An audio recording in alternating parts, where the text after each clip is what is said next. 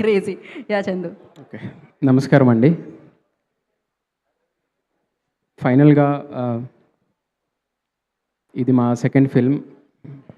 First అనగనగా చేసాము, ఆ, మంచి మ్యూజిక్ చేసాము, అందరూ అప్లాస్ చేశారు. ఇది సెకండ్ ఫిల్మ్, ఇది కూడా బాగా చేసాము.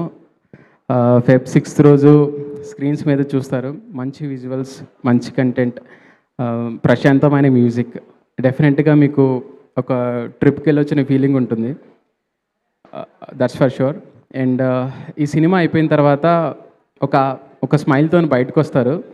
ఏం సినిమారా బాబు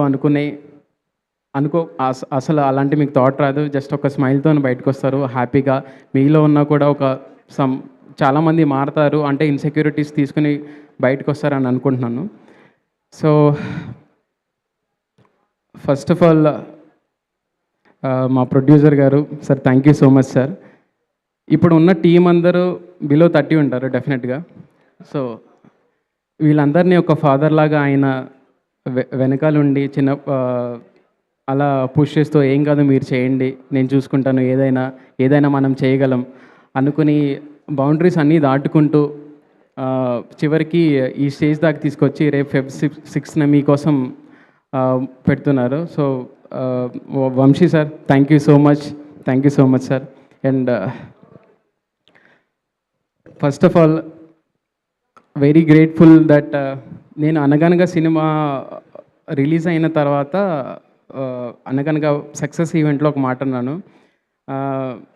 ఈ సినిమా చూస్తూ 80s కిడ్స్ ఉన్న వాళ్ళు అందరూ సినిమాకి కీరవాణి గారు కంపోజ్ చేసినట్టు ఉంది అని అంటున్నారని ఒక మాట అన్నాను.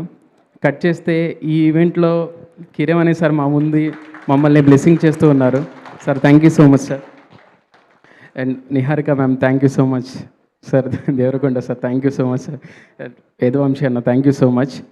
సో ఈ సినిమాలో ఒక పాట రాయడానికి అవకాశం ఇచ్చిన అందరికీ, అంటే నేను జనరల్గా ఒక సాంగ్ కంపోజ్ చేస్తున్నప్పుడు లిరిక్స్ చేస్తూ ఉంటాను అనమాట.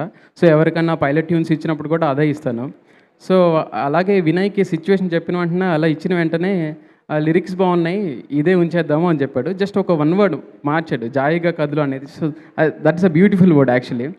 సో నాకు సాంగ్లో ఇంటెన్షన్ ఏముండే అంటే, వీడికి ఇన్సెక్యూరిటీస్ ఉంటాయి. మనం పొద్దున్నే లేవగానే ఏం చేస్తాం జనరల్గా, what we do in the morning. So రాత్రి ఉన్నదాన్నో రేపటి గురించో ఆలోచిస్తూ బాధపడుతూ ఉంటాము. సో అరే ఇది ఎలా చేయాలి, ఇదే చేయాలని అన్నీ మర్చిపోయి చక్కగా లేచి, మనం లేచిన వెంటనే ఫస్ట్ ఐ థింక్ మనం చూసేది మన ఫోన్ చూస్తాం, కరెక్ట్? సో ఇవన్నీ కాకుండా లేచిన వెంటనే ఫస్ట్ ఏం చేయగలగాలి మనం? ఒక నవ్వుతో మనం రోజును మొదలు పెడితే ఎంత హాయిగా ఉంటుంది కదా.